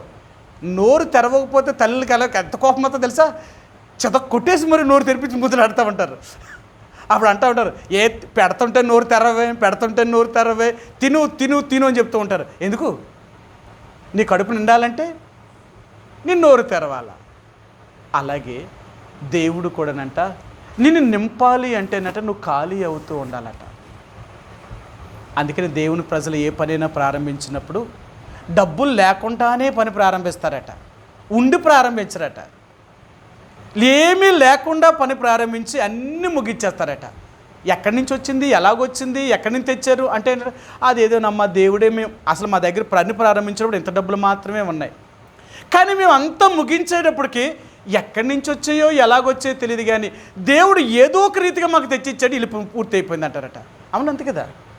చాలాసార్లు ఎలాగుంటే తెలుసా, దేవుడు చేసే బిడ్డల కార్యాలు ఎలాగుంటాయి అంటేనట, మనం పని ప్రారంభిస్తే చాలట, పని ముగించడం ఆయన పని అట, మన పని కాదు. అందుకనే ఇక్కడ పూట కోళ్ళ వాని ఇంటికి తీసుకొచ్చి అప్పగించాడట. ఈ దేవుడు మందిరం అనే స్థలం ఎప్పుడూ కూడా ఏ పూటకి ఆ పూట వండుకునే పరిస్థితులట. అందుకనే దేవుడు మందిరాలు ఎప్పుడు కూడా డబ్బుతో నిండి ఉండవు. అవునా? యేసుప్రభువు అంటాడు కదా, నా తండ్రి ఇంటిని మీరు వ్యాపారపు ఇల్లుగా మార్చేశారు. దేవుడి మందిరాలన్నీ ఇప్పుడు ఎలా ఉన్నాయి తెలుసా? ఈ రోజు దేవుడు మందిరాలన్నీ వ్యాపార పిల్లిగా మార్చారట. నేను మొన్న సేవకులు కొడుకు వెళ్ళిన 9వ తారీఖున వెళ్తే పాలకొల నుంచి ఒక బ్రదర్ వచ్చారన్నమాట, సేవకుడు ఆయన. అన్నా, ఈ ఇస్సాకు పాస్టర్ గారు హైదరాబాద్ నుంచి వస్తున్నాడు, మా పాస్టర్లు అందరం కూడా ఆయన మీద తిరుగుబాటు చేశాము అన్నాడు. ఏం చేస్తున్నాడు తెలుసా? ఎంత గారడీ చేస్తున్నాడు తెలుసా? ప్రజలు ఆడు మాయలో ఎలా పడిపోతున్నారంటే 2 లక్షల రూపాయలు ఖర్చు పెడతాడట ఒక్కరోజు మీటింగ్కి. 2 లక్షల రూపాయలు దేనికి ఖర్చు పెడతాడు తెలుసా? ఆ డీజేకి, ఇన్స్ట్రుమెంట్స్కి, పాటలు పాడే వాళ్ళకి, వాయిద్యాలు వాయించే వాళ్ళకి, ఈ ఇన్స్ట్రుమెంట్స్కి 2 లక్షల రూపాయలు వాడతారట. కానీ ఎంత అట్టుపోతాడో తెలుసా? 20 లక్షల పై పట్టుకుపోతాడట. ఇటు ఖర్చు పెట్టేదంతా 2 లక్షలు, ఇటు పట్టిపోయేదంతా 20 లక్షలు. ప్రజలకు ఏం కనపడుతుంది? అంగమా కనపడుతుంది తప్ప వీళ్ళు ఎత్తెత్తున్నారు అనేది వాళ్ళు తెలుస్తలేదు. ఆడు ఎంత గారడీ చేస్తున్నాడన్నా, ఎంత మోసం చేస్తున్నాడు తెలుసా? ఆడు మాయ మాటలు ప్రజలు పడిపోతున్నారు. ఇప్పటికి మా పాలకోల నుంచి ఎన్ని కోట్ల రూపాయలు పట్టుకుపోయాడు. ఇలాగుంటే వీళ్ళందరినీ దోచేసేలాగా ఉన్నాడని మేమే అడ్డుకుంటామని పాస్టర్లు అందరూ అసోసియేషన్ అంతా ఒక ఏకమైపోయి ఆడు మా ఊరు రాకూడదని పెట్టారు పోలీస్ స్టేషన్లో కంప్లైంట్. చూడండి ఎలా పెట్టారు. ఆయన చెప్తున్నాడు, ఈడే కాదన్నా ఇంకొకడు ఉన్నాడు, అలాగే ఆడిని కూడా ఆపేశారు ఇంతకు ముందు ఒకసారి, ఇప్పుడు ఈయన్ని కూడా ఆపేస్తారన్నా. పాలకొల్లోళ్ళు మామూలు ఏం కాదు, వాళ్ళు ఎవరైనా మోసం జరుగుతుందంటే అసలు ఒప్పుకోరు వాళ్ళు అన్నారు. నిజమే. ఈరోజు దేవుడు మందిరాలన్నీ ఎలా తయారు చేశారు తెలుసా? వ్యాపార పిల్లు. వీళ్ళు సంపాదించుకోవడానికి ఇదే అనువైన స్థలం అన్నమాట. ఎందుకో తెలుసా? మాయ మాటలు నమ్ముతున్నారు కదా ప్రజలు. కానీ దేవుని ఇల్లు అనేది ఇది సంపాదించే వ్యాపార పిల్లు కాదు, ఇది పూటకోళ్ళవాని ఇల్లు. ఏనాటిది ఆనాడు సమకూర్చుకునే స్థలం ఇది. అందుకనే దేవుడు మందిరాలు ఎప్పుడు కూడా వీళ్ళు పెద్దలు ఏం చేసేవారంటే దాచేవారు కాదు, ఎంతైనా ఖర్చు పెట్టేసేవారు. ఒకవేళ ఎక్కువ మిగిలిపోయింది అంటే వీళ్ళ మందిరాలకు ఎంత కావాలో అంత వాడి ఉన్న డబ్బుని ఇతర మందిరాలు పంపించేసేవారు. ఎందుకో తెలుసా? అలా చేసినందుకు కూడా దేవుని సేవకుడి మీద ఎన్నో కంప్లైంట్ చేశారు. మా డబ్బును వాళ్ళకెందుకు పంపించావు, మా డబ్బును వీళ్ళకెందుకు పంపించావు, మా డబ్బును వాళ్ళకెందుకు ఇచ్చావు. ఇప్పుడు ఎక్కడో స్పెషల్ మీటింగ్ పెట్టుకుంటున్నారు, కాన్వొకేషన్ పెట్టుకుంటున్నారు. కాన్వొకేషన్ పెట్టాలి అంటే కొన్ని లక్షల రూపాయలు ఖర్చు అవుతాయి. అన్ని లక్షల రూపాయలు ఎక్కడి నుంచి వస్తాయి వాళ్ళకి? మనం ఇస్తేనే కదా. వాళ్ళు ఎక్కడెక్కడికైతే పాంప్లెట్లు పంపించేవారో అప్పుడున్న సేవకులు ఏం చేసేవారంటే తెలుసా? వీళ్ళ మందిరం నుంచి కొంత డబ్బును అక్కడ పంపించేవారట. వాళ్ళ మీటింగ్స్ పెడుతున్నారు, కొన్ని వేల మంది దేవుని ప్రజలు వస్తారు, అందులో మనం పాలు పంపులు పొందాలా. మన డబ్బును అక్కడ పంపిస్తే మనకేం పాలు పంపులు వస్తాయి, మనకేం లాభమే ఉంది? మన డబ్బుని అక్కడికి పంపించడం వల్ల ఆ డబ్బును వాళ్ళు ఖర్చు పెట్టి దేవుని పరిచర్యకు వాడుతున్నారు. ఆ దేవుని పరిచర్యకు వారు వాడడం వల్ల ఆశీర్వాదం మనకు వస్తుందండి. అందుకనే దేవుని బిడ్డలు ఏం చేస్తాం తెలుసా? మనం ఎప్పుడు కూడా దేవుని పనికి మనం ఇచ్చేవారిగా ఉంటాం అన్నమాట. ఎంత దాతృత్వం చేస్తాం తెలుసా? మూడో కంటికి కూడా తెల్లం, రెండో కంటికి కూడా తెల్లం.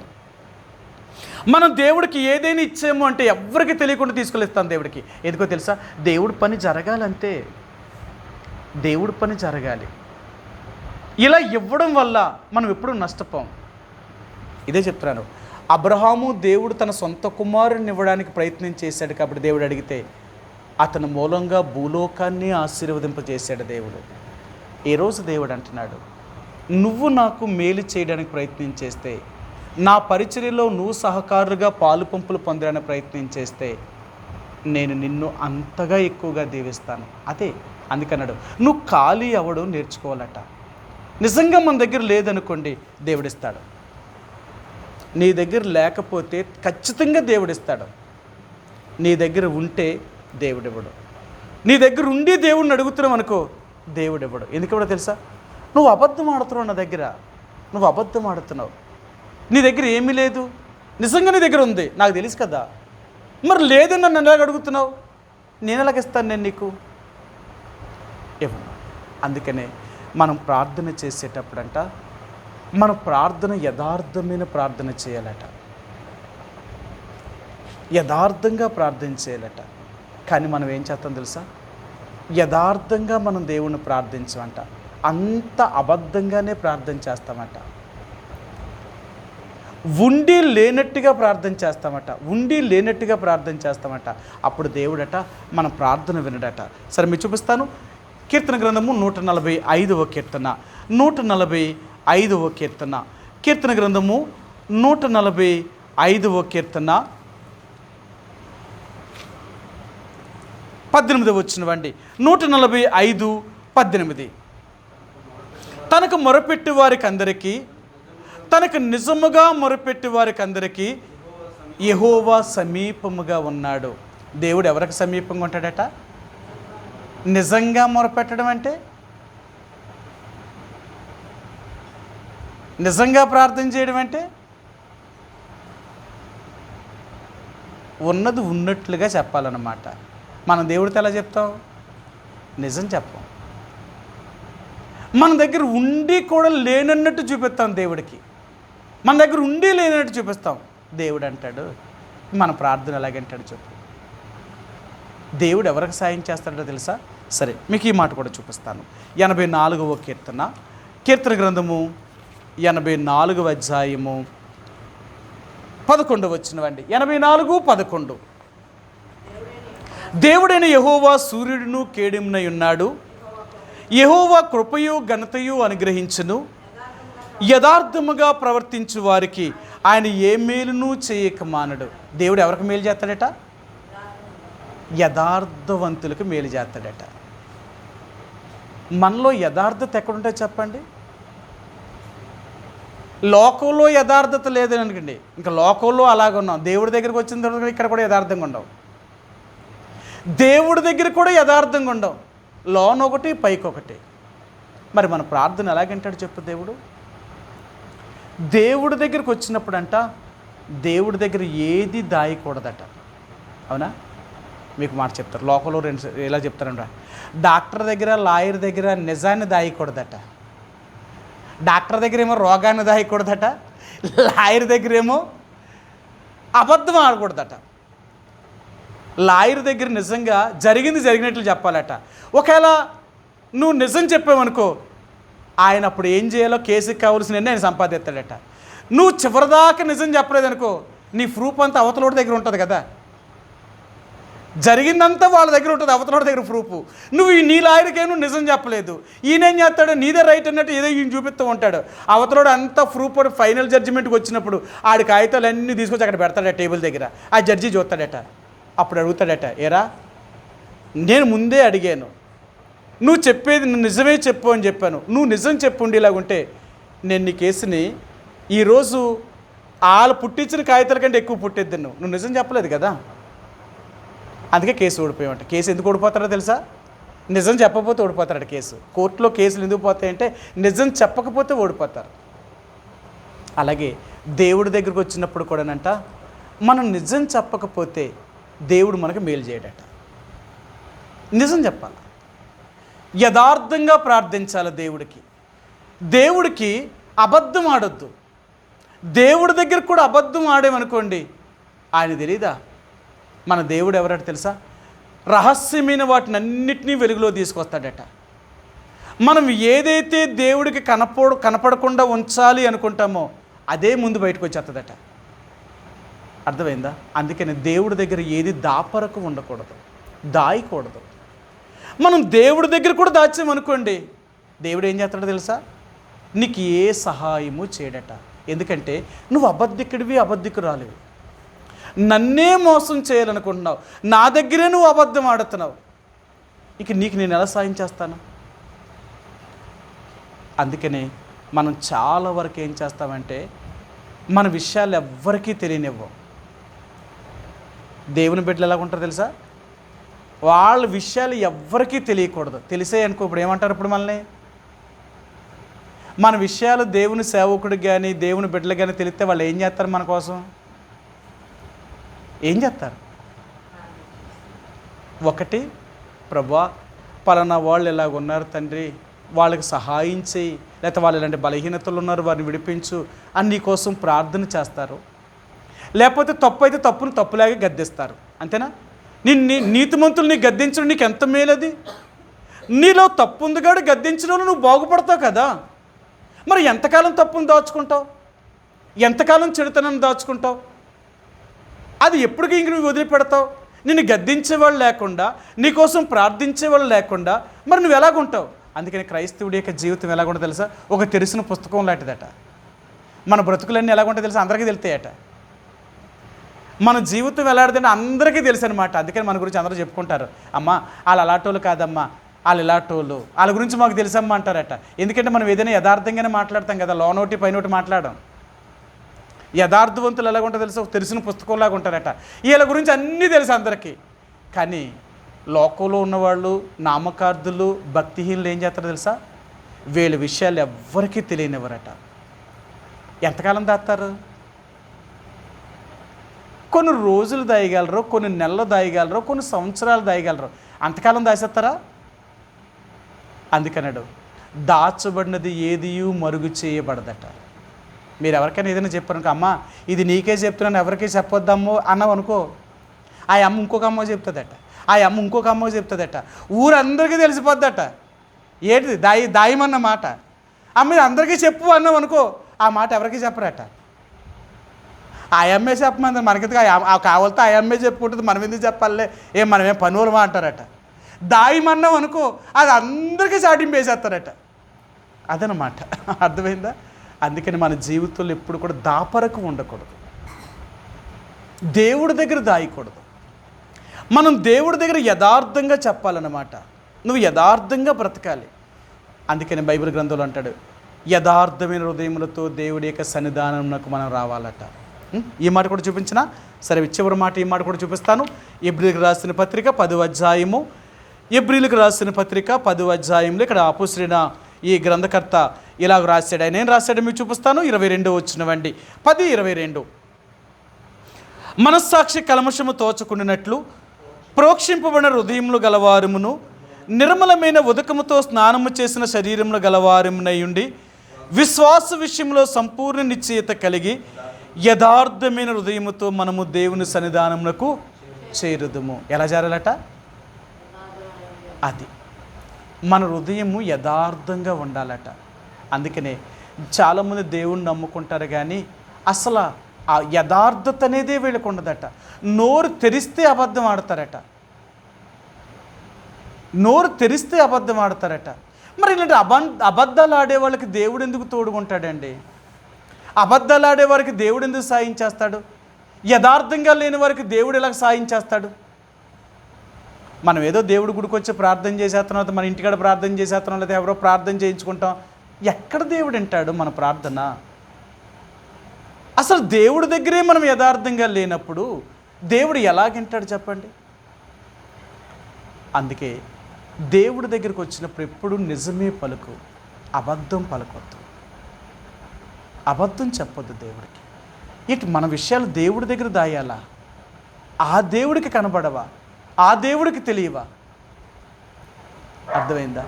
మనం అనుకుంటాం దేవుడికి తెలియకుండా మనం ఉండడానికి దాచుకుంటామంట. అందుకని ఎవరికీ తెలియనివ్వం మన విషయాలు ఒకరికి తెలిసాయి అంటే ఎక్కడ మనల్ని అవమానపరుస్తారో, ఎక్కడ నవ్వుతారేమో అని మనం అంటామంట. కానీ దేవుని ప్రజలు ఏం చేస్తారో తెలుసా? చెప్పుకుంటారట. నా కోసం ప్రార్థన చేయండి, లేకపోతే నా పిల్లల కోసం ప్రార్థన చేయండి, ఇదిగో మా పరిస్థితి ఎలాగుంది, ఇందులో నుంచి మేము బయటికి రావాలి, మా కోసం ప్రార్థన చేయండి. అందుకనే దేవుని బిడ్డలో ఒకరి మీద ఒకరు ఆధారపడతామన్నమాట. ఒకరి ప్రార్థన సహాయం ఒకరు కోరుకుంటాం. ఎందుకంటే ఇలాగ మన కోసం ప్రార్థించే వాళ్ళు ఉండడం వల్ల మనకెంతో విజయం కలుగుతుంది అన్నమాట. అందుకనే దేవుని బిడ్డలుగా దేవుడి దగ్గర ఎప్పుడు కూడా అబద్ధం ఆడొద్దు. అందుకని వాళ్ళు ఏం చేశారు తెలుసా? దేవుని పనికి సహాయం చేశారండి. వాళ్ళు అలాగ దేవుడికి సహాయం చేయడం వల్ల వాళ్ళేమీ బేదలు అవ్వలేదు. వాళ్ళు ఎంతో డబ్బున్న వాళ్ళు.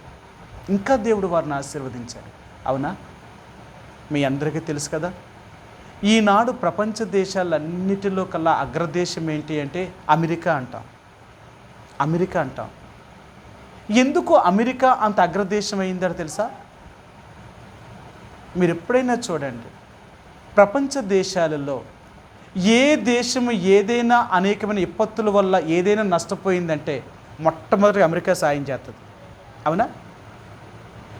ఈనాటికి కూడా ప్రపంచ దేశాలకి ఎన్నో వేల లక్షల కోట్ల రూపాయలు ప్రతి సంవత్సరం పంపిస్తుంది ఆయా దేశాలకి. అవునా? నిజమండి. ఇప్పటికీ కూడా ప్రపంచ దేశాలు అనేక దేశాలకి అమెరికా ఎంతో సహాయం చేస్తుంది. ఎందుకో తెలుసా? వాళ్ళు అది నేర్చుకున్నారట. ఇవ్వడం వల్ల ఎంత దీవుని పొందుతున్నారో నేర్చుకున్నారట.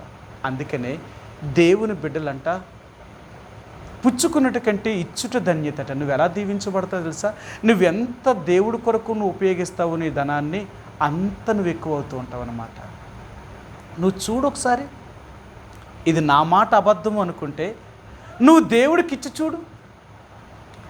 నువ్వు దేవుడికి నమ్మకంగా జీవించడం ప్రయత్నించే, నిన్నెంత ఆశీర్వదిస్తాడో తెలుసా? ఇక నీ ఇల్లు ఎప్పుడు కూడా పొంగుతూనే ఉంటుందట. నీ ఇల్లు ఎప్పుడూ ఆశీర్వాదంగానే ఉంటుందట. నీ ఇల్లు ఎప్పుడూ దీవించబడుతూనే ఉంటుందట. ఎందుకో తెలుసా? నువ్వు దేవుని యొక్క పనికి, దేవుని యొక్క పరిచర్యలో అంత సహకారులుగా నువ్వు ఖర్చు పెడుతున్నప్పుడు దేవుడు నిన్నెలా వదిలేస్తాడు? అందుకని అంటున్నారు, వారు దేవుని పని కొరకు ఎంత సహాయం చేశారండి. కొన్ని లక్షల మనుగుల బంగారము, కొన్ని లక్షల మనుగుల వెండిని, తూయిచక్యం కానంత వెండిని వారు దేవుని మందిరానికి ఇచ్చారట. వారు అప్పుడే వాళ్ళు వచ్చారు, కొన్ని సంవత్సరాలు కూడా అవ్వలేదు, వాళ్ళు ఏం స్థిరపడలేదు, అప్పటికి వాళ్ళు ఏమని సంపాదించుకోలేరు, బొబ్బలో నుంచి చెరలో నుంచి వచ్చిన వారు, కానీ దేవుడి కోసం అంత చేశారు. వాళ్ళు దేవుడికి ఇవ్వడం అంటే వాళ్ళకి మించిన వాళ్ళు ఉండరట. అంత త్యాగం అంట. ఎందుకు అలాగంటే దేవునికి ఇవ్వడం వల్ల మనం ఎంతో దీవించబడుతున్నాం. అందుకనే ఈ నెహెమ్యా గ్రంథము 7వ అధ్యాయము 70వ వచనంలో మనం చదివిన దాంట్లో అంటున్నారు, వారు దేవుని మందిరమునకు లేక దేవుని పనికి సహాయము చేసిరి. ఇన్ని లక్షల మనుగుల బంగారము, ఇన్ని లక్షల మనుగుల వెండి, తూయిచక్యం కానంత ఈ వెండిని వారు దేవుని మందిరానికి ఇచ్చారట. వాళ్ళు దేవుడి మందిరానికి ఇచ్చారట. అలాగే ఇవ్వడం వల్ల నెహెమ్యా ఆ మందిరానికి కావలసిన వారిని అన్నిటినీ సమకూర్చాడు. ఆయన అన్నీ సమకూర్చాడు. ఎందుకు అలా చేశారు అంటే, ముందు దేవుణ్ణి మనం గణపరచాలి. మనం దేవుణ్ణి ఎప్పుడైతే గణపరచగలుగుతామో దేవుడు మనల్ని గణపరుస్తాడు. అందుకే దేవుడు అంటున్నాడు, మనం యథార్థముగా దేవుడితో చెప్పాలి. మనం ఎప్పుడూ కూడా దాచుకునేవారం కాదు. మనలో దాచే స్వభావం వచ్చిందంటే పైనుంచి పడవలసిన ఆహారం పడకుండా ఆగిపోద్ది అన్నమాట. నీకుంటే దేవుడు ఇవ్వడం, నీకు లేకపోతే దేవుడిస్తాడు. అందుకనే దైవజనుడు భక్త్ సింగ్ గారి గురించి, ఆయన విశ్వాస వీరుడట. తన దగ్గర ఎంతున్నా సరే అంత ఖర్చు పెట్టేసేవాడట, ఏది ఉంచుకునేవాడు కాదట. అందుకనే ఆయనకి ఎక్కడి నుంచి వచ్చేది, ఎలాగొచ్చేది అనేది ఎవరికీ అర్థం కాకుండా ఉండేదన్నమాట. ఎందుకంటే ఆయన దేవుడి మీద విశ్వాసంతో జీవించేవాడు, ఆయన దేవుని వైపే చూసేవాడు. అందుకనే అతనికి దేవుడు కావలసినవన్నీ ఇచ్చేవాడు ఆయనకి. కాబట్టి ఈ రాత్రి ప్రార్థనకి వెళ్ళే ముందుగా మనము కూడా దేవుని యొక్క పరిచర్యలో సహకారులుగా మనం సహాయం చేసేవారు. మనం దేవుడికి ఎంత చేస్తామో అంత దీవించబడతాం. మనం ప్రభు యొక్క పరిచర్యలో ఎంత ఉపయోగపడతామో అంత ఆశీర్వాదాన్ని పొందుతాం. అందుకని అబ్రహాముకు దేవుడు చెప్పాడు, నీ మూలముగా, నీ సంతానం మూలముగా సమస్త భూలోకమంతా ఆశీర్వదించబడుతుంది. ఎందుకో తెలుసా? నీ ఒక్కగానే కుమారుని నా కొరకు వీడని కూడా నువ్వు వెనుకాడలేదు కనుక నువ్వు నాకు అంత సమర్పణ చేయాలనుకున్నావు. అందుకనే అతనికంటే ఎక్కువగా నీ భూలోకమంతా దీవించాలనుకున్నాను. అలాగే మనం కూడా దేవుని యొక్క పరిచర్యలో, దేవుని యొక్క సేవలో మనం ఎంత సహకారులుగా పనిచేయగలుగుతామో అంత దీవించబడతాం. నిజమండి. చూడొకసారి ఆశీర్వాదం ఎక్కడుంది అంటే ఇవ్వడంలోనే ఉంది, కానీ పుచ్చుకోవడంలో కాదు. దాచుకోవడంలో లేదు ఆశీర్వాదం, దాతృత్వంలో ఉంది ఆశీర్వాదం. నువ్వెంత దాతృత్వం చేయగలుగుతూ ఉంటావో నువ్వంత దీవించబడుతూ ఉంటావు. అది దేవుడు చూసేవాడు. ఎందుకో తెలుసా? నువ్వు చేసింది మనుషులకి చేయలేదు, దేవుడికి చేసినట్లు చేసావు. నువ్వు అలాగే దేవుడు కూడా నిన్ను ఆశీర్వదిస్తాడు. నిన్నెప్పుడు దేవుడు వదిలిపెట్టడు. అలాగా ఒకటి, మనం దేవుని యందు భయభక్తులు కలిగి ఉండాలి. 2, ఆయన నమ్మకమైన వారిగా మనం జీవించాలి. 3, దేవుని యొక్క పరిచర్యలో ఆయనకి మనం సహకారులుగా ఉండాలి. ఎప్పుడైతే మనం ఇలా దేవుడికి ఉంటామో అప్పుడే మన సమస్యలు దేవుడు చూసుకుంటాడు. మనకు కావలసినవన్నీ దేవుడు చూసుకొని మన అవసరాలన్నీ దేవుడు తీర్చి దేవుడే మనల్ని సంపూర్ణంగా ఈ భూమి మీదను మనకు కావలసినవన్నీ ఇచ్చి పరలోకంలో కూడా ఉన్నతమైన స్థానానికి దేవుడు తీసుకెళ్తాడు. ఆ రీతిగా ప్రభు మన సహాయం చేయనుగాక. కొద్ది సమయం ప్రభు యొక్క సన్నిధిలో ప్రార్థనలోనికి వెళదామండి. ప్రార్థనకి వెళ్ళే ముందుగా ఏదైతే దేవుడు మనతో మాట్లాడారో ఆ విషయాలు సరిచేసుకుందాం. రెండవదిగా చెదిరి ఉన్న సార్వత్రిక సంఘం కోసం ప్రార్థన చేయండి.